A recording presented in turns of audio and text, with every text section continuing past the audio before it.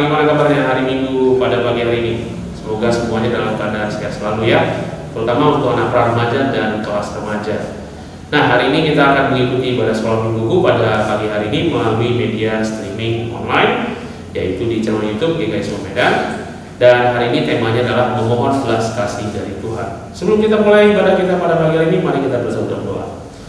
Allah besar Bapa yang Maha Kuasa Tuhan, terima kasih karena berkat beritamu ya Tuhan. Kami adalah sekolah minggu pada hari Minggu ya Tuhan, di mana kelas besar yaitu para remaja dan remaja telah bersatu ya Tuhan, berkumpul di sini untuk memuji menggunakan namamu dalam kebaktian secara online ibadah sekolah minggu pada pagi hari ini.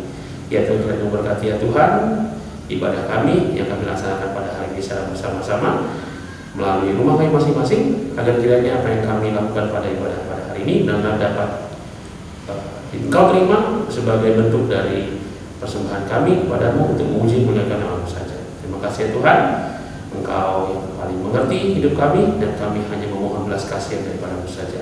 Terima kasih Tuhan, terpuji namamu Tuhan selama-lamanya di dalam nama anakmu Yesus Kristus Juru Selamat kami hidup. Kami berdoa dan syukur. Amin. Nah, kita mulai ibadah kita pada pagi hari ini. Kita mulai dengan pujian. Yuk.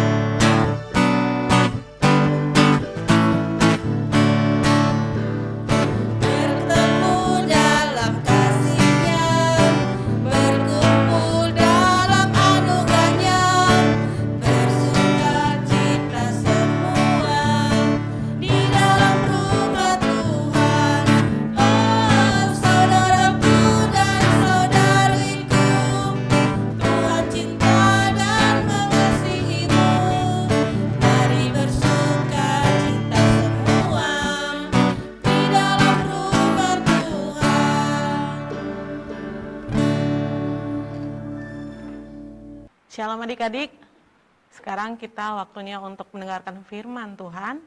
Firman Tuhan kita hari ini diambil dari bacaan kita Nehemia 1 ayat 1 dan Nehemia 2 sampai ayat 8 ya. Adapun tema kita hari ini adalah memohon belas kasihan Tuhan. Tapi sebelum kita lanjut ke firman Tuhan, kita sama-sama ambil waktu untuk berdoa. Yuk kita berdoa bersama-sama untuk meminta tuntunan dan penjelasan dari melalui Roh Kudus. Mari kita satukan hati, kita berdoa. Tuhan Yesus, terima kasih untuk hari ini, karena hari ini kami boleh berkumpul bersama di sini, walaupun masih melalui ibadah online. Tuhan Yesus yang baik, Engkau adalah Tuhan, penguasa kehidupan kami. Kami memuliakan nama-Mu Tuhan di dalam setiap kehidupan kami. Dan pada hari ini kami akan mendengar firman-Mu Tuhan. Berbicara kepada kami Tuhan, dan kami juga memohon tuntunan Roh Kudus-Mu agar boleh memberikan kami pencerahan dan mengajarkan kami tentang apa yang hendak Kau jelaskan kepada kami hari ini. Kami juga mohon ampun Tuhan untuk segala dosa yang telah kami perbuat, baik sengaja maupun tak sengaja, sehingga kami boleh datang ke hadapan-Mu Bapa.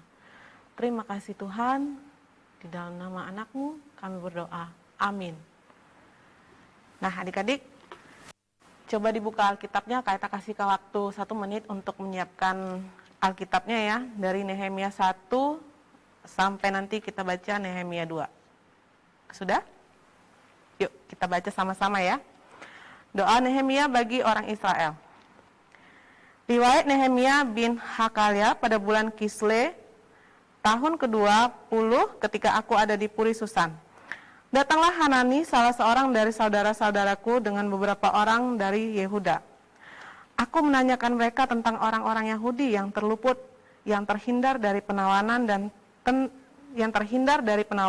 dan tentang Yerusalem.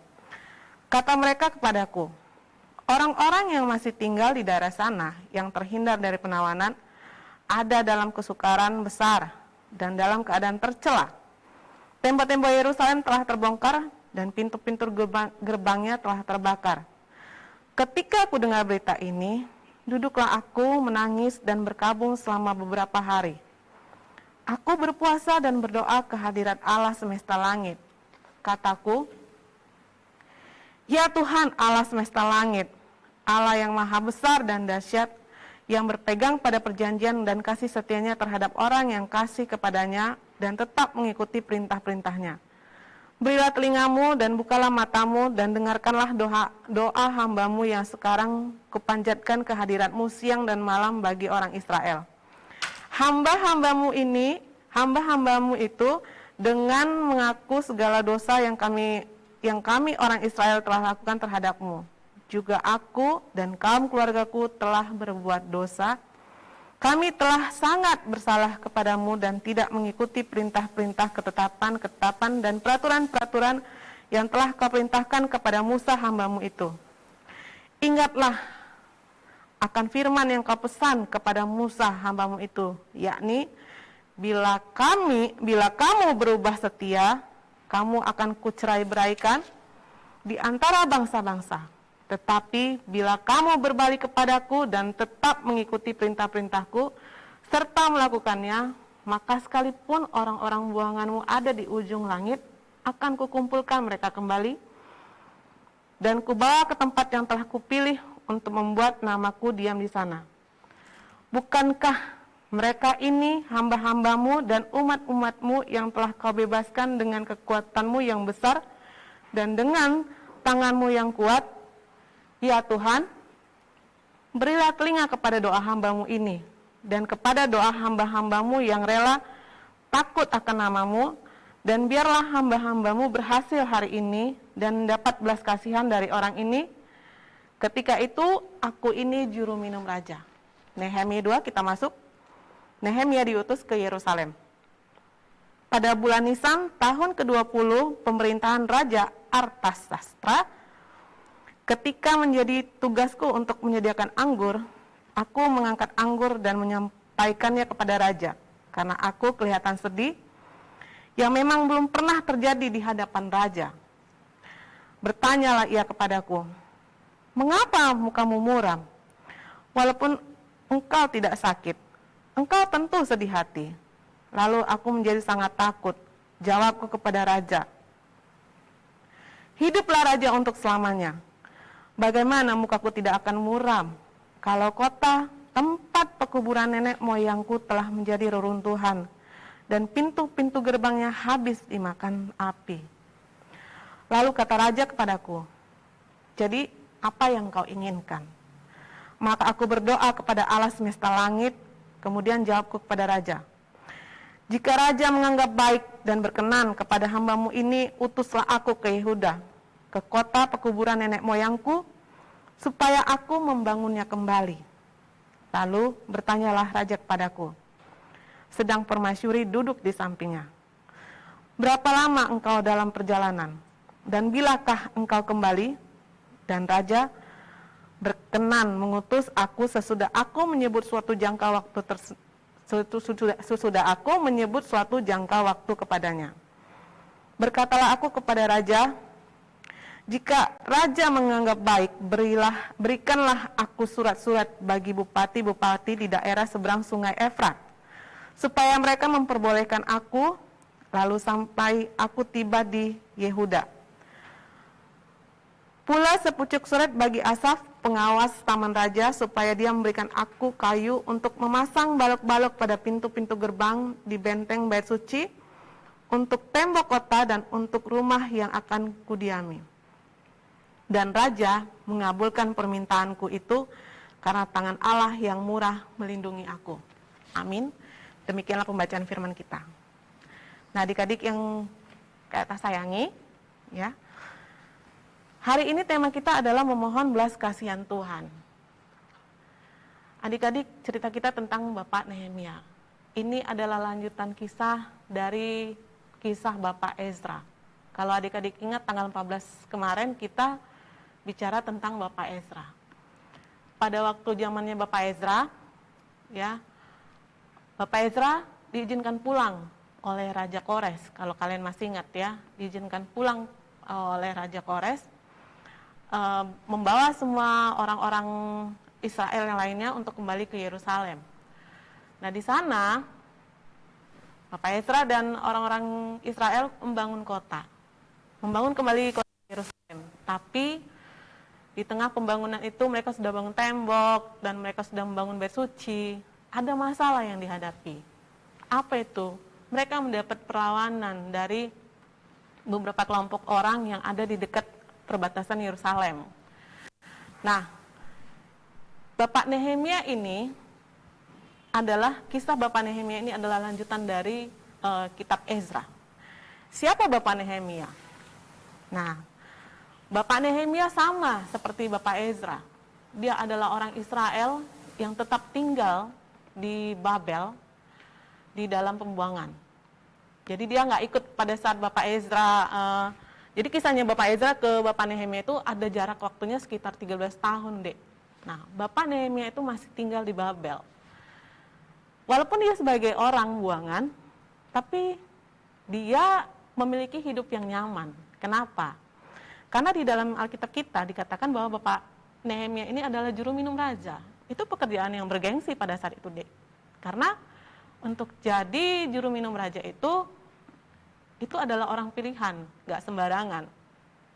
Dan sebagai juru minum, Bapak Nehemia tentunya dekat sama raja.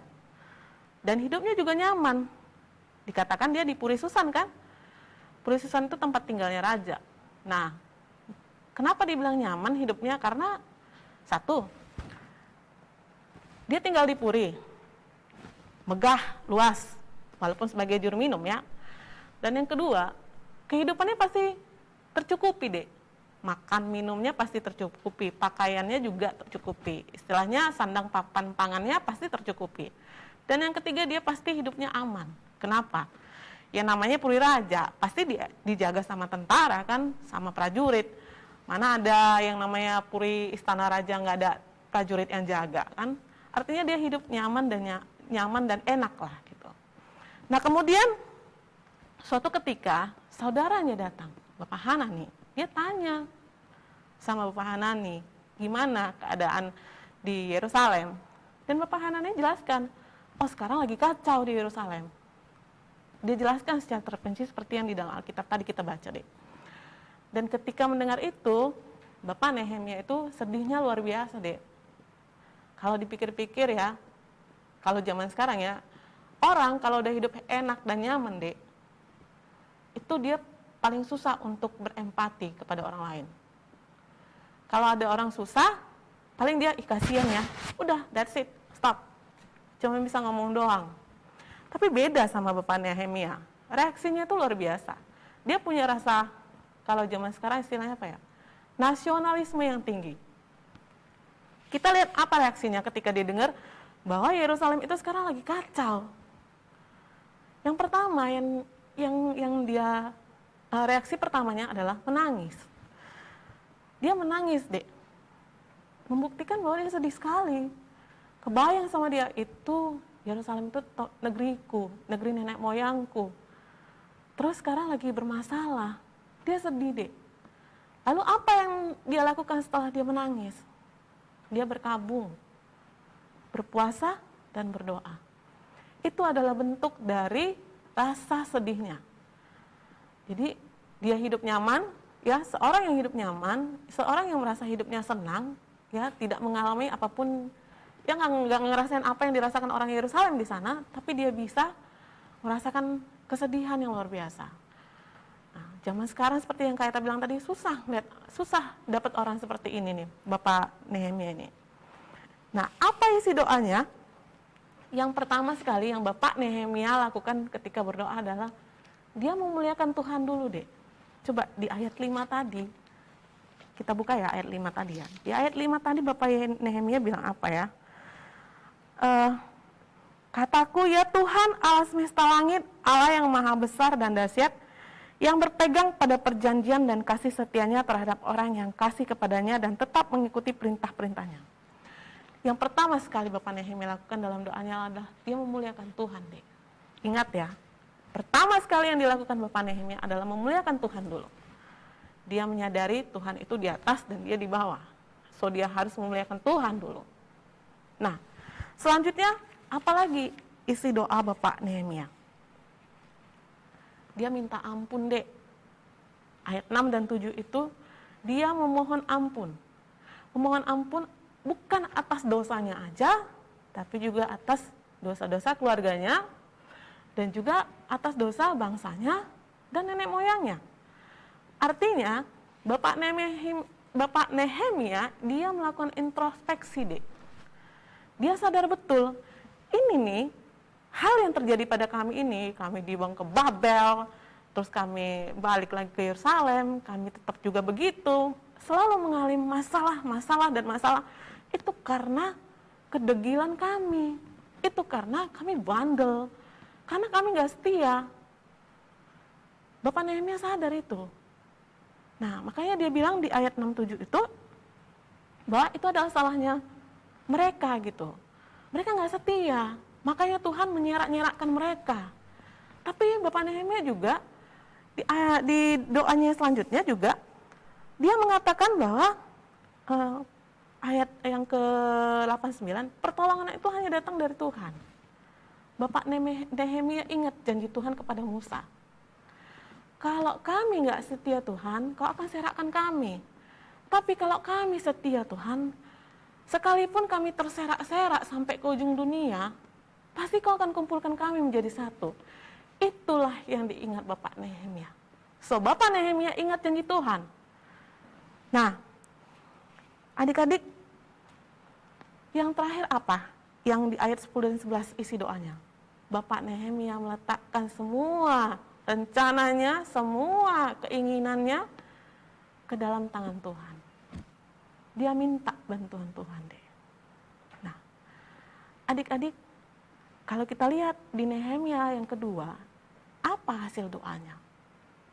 Berhasilkah doanya Bapak Nehemia atau enggak? Dijawab Tuhan enggak? Ternyata dijawab deh. Walaupun agak lama ya. Jadi jarak Bapak Nehemia berdoa, berkabung dan berpuasa itu sampai dia bicara sama raja, ketika ketemu raja-raja tanya kenapa wajahmu muram. Itu makan waktu sekitar 3-4 bulan. Jadi nggak langsung begitu Bapak Nehemia berdoa, langsung kejadian, langsung dijawab, enggak. Makan waktu 3 atau 4 bulan prosesnya. Dan Bapak Nehemia tetap sabar menunggu. Nah, adik-adik, hasil doanya sungguh luar biasa.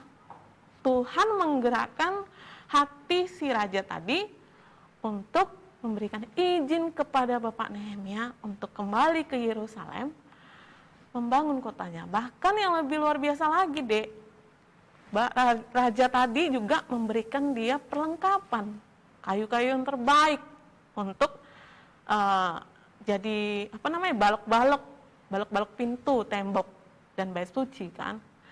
Dan juga kalau kita lanjutkan di Nehemia ke-2 ayat 8, tadi kita bacanya Nehemia 2 ayat 8, kalau kita lanjutkan ke ayat 9-nya, raja juga mengirimkan atau mengizinkan Bapak Nehemia pulang, disertai dengan prajurit-prajurit yang mengawalnya, supaya aman sampai ke Yerusalem. Luar biasa, jawaban Tuhan itu lebih dari apa yang diharapkan Bapak Nehemia. So, pelajaran apa yang kita ambil hari ini? Yang pertama adalah, Dek, seperti Bapak Nehemia, ketika kita berdoa, kita harusnya memuliakan Tuhan dulu. Ayo, coba kalian ingat-ingat, ketika berdoa, kira-kira kalian berdoanya gimana? Apakah kalian langsung nyerocos aja, Tuhan aku mau ini, aku mau ini, aku mau ini? Nah, sebenarnya doa yang baik dan benar itu, yang pertama sekali adalah kita harus memuliakan Tuhan dulu. Kita harus tujukan ke Tuhan dulu. Jadi kita harus tahu deh, kita itu di mana, Tuhan di sini dan kita di sini. Karena kita sadar kalau Tuhan itu di atas kita, maka kita wajib memuliakan Tuhan. Oh, dia di atas saya. Ketika kita berdoa, kita harus ibaratnya kalau kata zaman sekarang ya, kita harus merendahkan diri kita. Karena di atas, kan kita mau memohon nih, kita di atas. Nah, jadi mulai sekarang kalau mau berdoa, muliakan dulu Tuhannya. Sama seperti yang dilakukan Bapak Nehemia. Lalu yang kedua, seperti Bapak Nehemia juga, kita harus melakukan introspeksi diri dulu. Jadi nggak langsung memohon. Coba, kalian kalau berdoa, pernah nggak bilang, Tuhan, saya bersalah hari ini. Saya melakukan ini, melakukan ini. Itu salah Tuhan. Pernah nggak gitu? Nah, mulai hari ini, kalau mau berdoa, harus melakukan introspeksi ya, supaya doanya jadi benar. Nah, kalau ketika kalian punya masalah, terus kalian berdoa ke Tuhan, coba renungkan dulu, ini masalah saya ini datangnya gara-gara saya, atau memang ini ujian dari Tuhan? Coba diingat-ingat, supaya nggak salah isi doanya. Bapak Nehemia melakukan itu. Dia mengakui, ini kejadian saya ini dan bangsa saya ini gara-gara bangsa saya ini bandel ini, nggak setia sih sama Tuhan. Ya udah diserak-serakkan Tuhan lah kami. Nah, adik-adik kita harus introspeksi diri sama seperti Bapak Nehemia. Kita harus mengakui dosa kita harus minta ampun dulu sama Tuhan supaya kita layak di hadapan Tuhan. Nah, adik-adik, yang ketiga apa? Pelajaran hari ini. Bahwa doa itu harus sejalan dengan visi misinya Tuhan. Harus jalan dengan firman Tuhan. Harus jalan dengan maunya Tuhan. Kehendaknya Tuhan. Bukan kehendak kamu. Bapak Nehemia berdoa itu karena dia punya visi dan misi yang sejalan dengan Tuhan. Tuhan mau bangsa pilihannya itu menjadi besar dan setia kepadanya. Nah, Bapak Nehemia juga punya hal yang sama, pengen bangun kotanya lagi, menjadi besar dan setia kepada Tuhan. Makanya dikabulkan Tuhan. Nah, bagaimana dengan kita? Apakah ketika kita berdoa, permohonan kita itu sesuai nggak dengan keinginan Tuhan? Harus sesuai dengan keinginan Tuhan. Kita kalau berdoanya minta ya sesuatu hal yang nggak baik sama kita, dek, nggak akan dikasih Tuhan loh.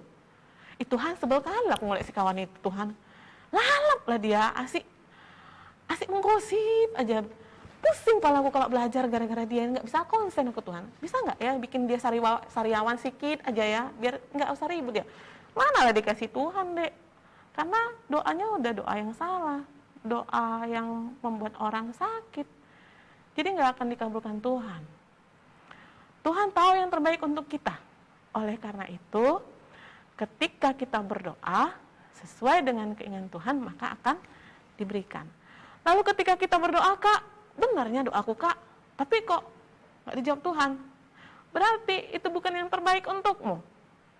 Tuhan lebih tahu mana yang terbaik untukmu. Kalau kau mau pergi keluar kota, ternyata ada sesuatu yang buruk, Tuhan tidak akan izinkan kau pergi ke sana dengan caranya tersendiri.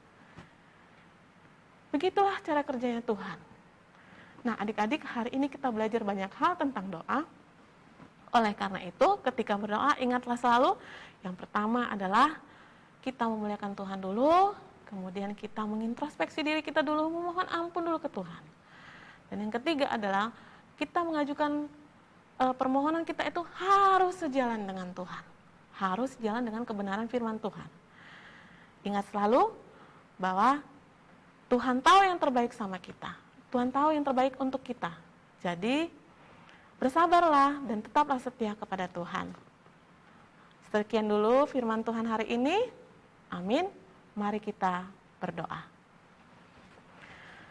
Tuhan Yesus yang baik, hari ini kami belajar tentang firman-Mu.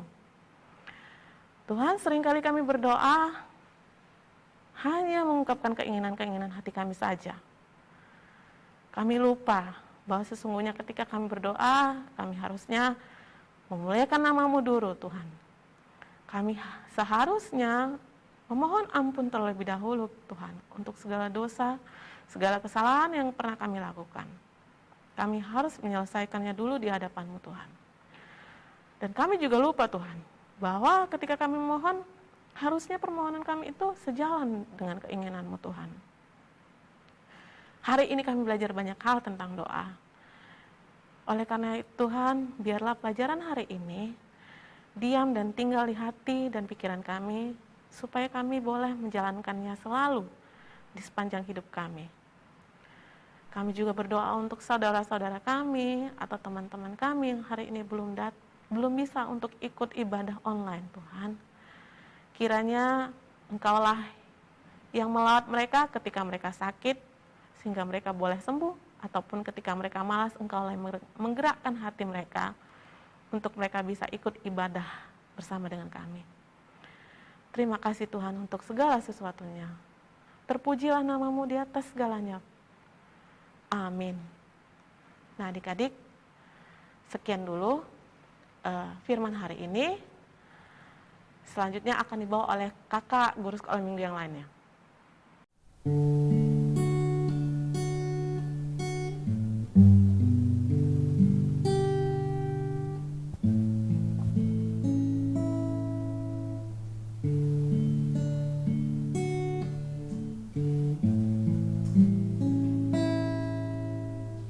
Bukan dengan kekuatanku, ku dapat jalani hidupku. Tanpa Tuhan yang di sampingku, ku tak mampu sendiri.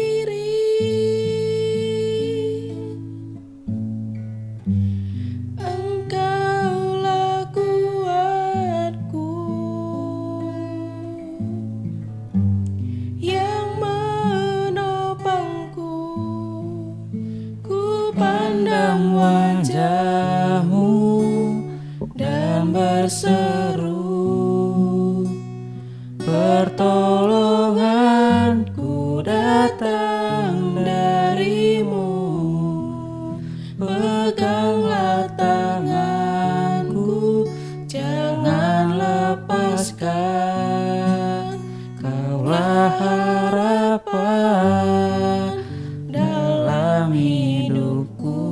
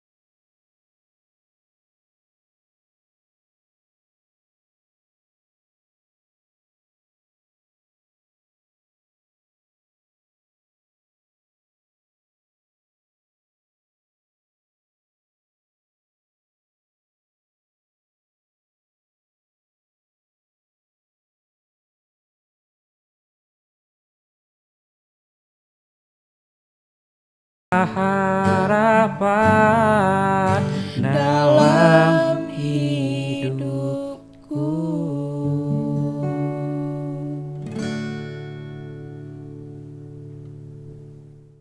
Adik-adik, tadi kita telah mendengar firman Tuhan. Di sini kami guru-guru sekolah minggu berharap kita bukan hanya sebagai pendengar, tapi kita juga harus mampu sebagai pelaku-pelaku firman. Jadi adik-adik tetap mengandalkan Tuhan ya dalam setiap langkah kehidupannya. Baiklah adik-adik, sekarang kita akan mengucapkan pengakuan iman rasuli. Kita semua bangkit berdiri. Ayo kita berdiri biar kita sama-sama mengucapkan pengakuan iman rasuli. Mari kita ucapkan pengakuan iman rasuli secara bersama-sama. Aku percaya kepada Allah Bapa yang Maha Kuasa, Khalik langit dan bumi, dan kepada Yesus Kristus, anaknya yang tunggal Tuhan kita, yang dikandung daripada Roh Kudus, lahir dari anak darah Maria, yang menderita di bawah pemerintahan Pontius Pilatus, disalibkan, mati dan dikuburkan, turun ke dalam kerajaan maut. Pada hari yang ketiga, bangkit pula di antara orang mati, naik ke surga, duduk di sebelah kanan Allah, Bapa yang Maha Kuasa, dan akan datang dari sana untuk menghakimi orang yang hidup dan yang mati. Aku percaya kepada Roh Kudus, gereja yang kudus dan am, persekutuan orang kudus, pengampunan dosa, kebangkitan daging, dan hidup yang kekal. Baiklah adik-adik, sekarang kita akan mengumpulkan persembahan kita. Persembahannya boleh langsung diantar ke gereja, boleh juga dikirim melalui QRIS yang ada di layar, tapi jangan lupa ditulis, ditujukan ke Komisi Anak dan Remaja. Ditujukan ke Komisi Anak dan Remaja. Ya, sambil mengumpulkan persembahan, kita mau naikkan satu pujian yang berjudul Bawa Persembahanmu. Kita bernyanyi bersama ya adik-adik, Bawa Persembahanmu.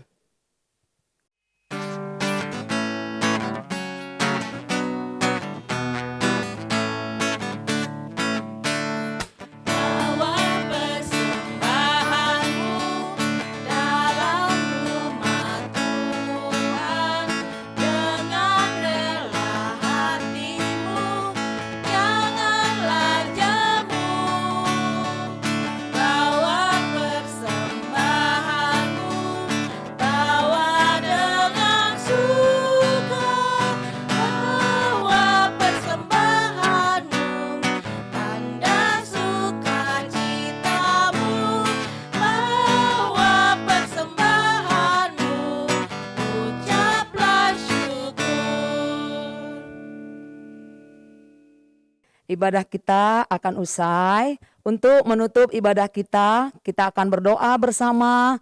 Kita lipat tangan, tundukkan kepala dan matanya ditutup. Kita bersatu di dalam doa. Kita berdoa. Puji dan syukur kami panjatkan kehadirat-Mu ya Tuhan, di mana Tuhan masih menyertai kami hingga saat ini. Tuhan Yesus, Bapa yang baik, kami tadi telah mendengarkan kebenaran firman-Mu Bapa. Semoga firman-Mu yang kami dengar pada hari ini dapat kami mengerti dan dapat kami lakukan di dalam kehidupan kami sehari-hari. Jadikan kami pelaku-pelaku firman-Mu Tuhan. Begitu juga adik-adik kami yang di rumah Tuhan, sertai mereka Bapa, agar di dalam menjalani hari-hari mereka, mereka tetap mengandalkan Tuhan. Inilah doa ucapan syukur dan permohonan kami Bapa. Doa ini akan kami sempurnakan dengan mengucapkan doa Bapa kami secara bersama-sama. Mari kita ucapkan doa Bapa kami bersama-sama. Bapa kami yang di surga, dikuduskanlah nama-Mu, datanglah kerajaan-Mu, jadilah kehendak-Mu di bumi seperti di surga. Berikanlah kami pada hari ini makanan kami yang secukupnya, dan ampunilah kami akan segala kesalahan kami, dan janganlah membawa kami ke dalam pencobaan, tetapi lepaskanlah kami daripada yang jahat, karena Engkau-lah yang punya kerajaan dan kuasa dan kemuliaan sampai selama-lamanya. Amin. Bapa terima kasih. Bapa terima kasih. Bapa terima kasih. Bapa di dalam surga, ku berterima kasih. Amin. Sampai jumpa minggu depan ya adik-adik. Salam.